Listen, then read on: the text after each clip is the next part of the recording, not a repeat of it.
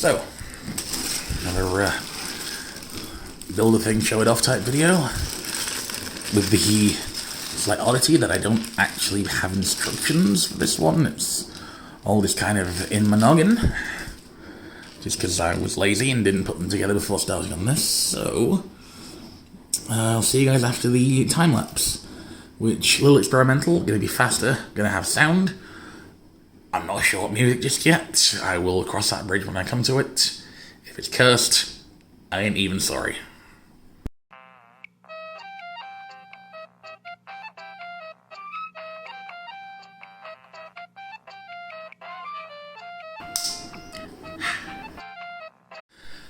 Okay, and here we have a stricter matter revamp than any I have previously come across. My goal here was to build something that fits pretty much entirely into the sort of standard matter frame, while being optionally, a little bit wider on the limbs.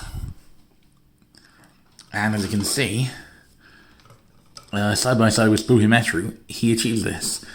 The shoulders are at the same offset, the hips are at the same offset, but I may widen them in future.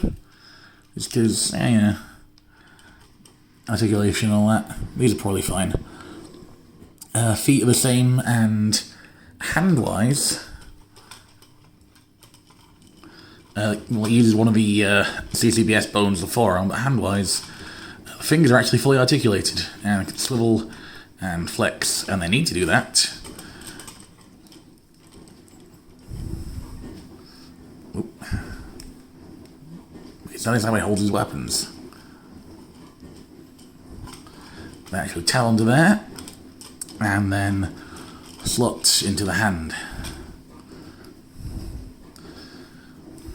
Which is the reason why the gear there on the back is only half thickness. That way there's clearance for the blue pins. So, let's quickly give him his other weapon. And yeah, the colour scheme here, as you've probably gathered, is Styrrik, my self-mock.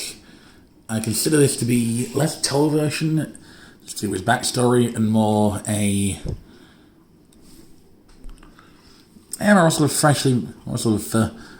non-combat variation. I did try to include a gap filler there, which would have been this piece, all these three pieces.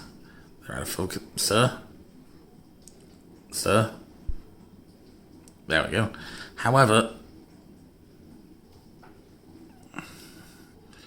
okay, I can't quite get the light to catch them, but I ended up dinging up the cheese slope there. But it turns out that, although it looks like these can fit, it is an interference fit, which means that technically speaking, they do not fit. Potentially, I could get them to fit by warming up the torso in warm water or something first, but I'm not going to fuck about with that stuff. I'm just going to leave that out and leave them with Marta hollow hips. So, standard Marta size, articulation then. Full ball joint at the shoulder, ball joint at the elbow, allows for a bicep swivel. The hand locks in place but can be unlocked and then moved freely. In the weapon, the fingers have a pair of swivels at the base, rendering them significantly more expressive than on the standard Marta hand.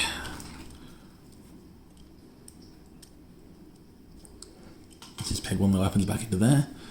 Legs have a ball joint at the hip.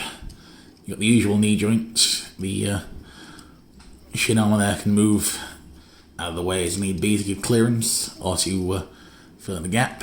As you can see, well past 90-degree bend. Ankle joint is, well, it's fully standard. It's exactly what you'd expect an ankle joint to be able to do. Let's just straighten the legs again.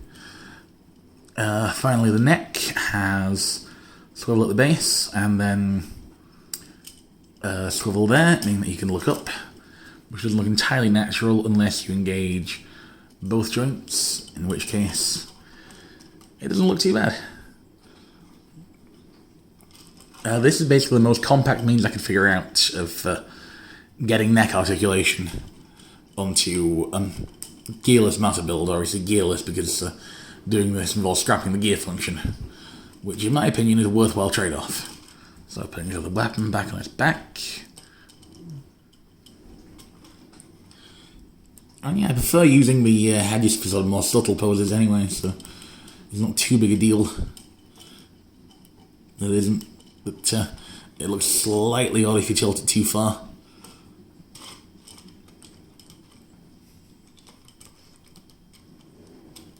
So, let's just get him back to back. The only reason that his legs appear to be slightly longer is because they are not bent as far. You bend the legs to about the same degree, and these guys pretty much line up perfectly. You got like, what, maybe half a stud more height on Styrrik Matamorph. He uses the other grey to my boy Spooky Toe here as well. It's a good measure. It's, well.